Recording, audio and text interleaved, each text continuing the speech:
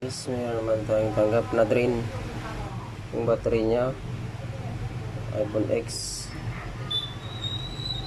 Yan na siya guys, nag-charge. Nagsaksak po.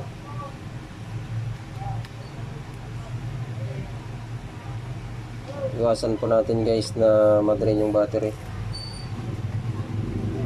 para hindi siya mahirap. Hindi yan guys, nag-charge. Iwasan pumulubat ang battery para hindi siya masakit, mahirap i-charge. Ito nangyari guys. So tara, tanggalin natin itong battery para buhayin natin. Kailangan natin ito guys. Natanggal ko na yung tornilyo, itong dalawa. Angat lang natin ito. Tapos kailangan natin ng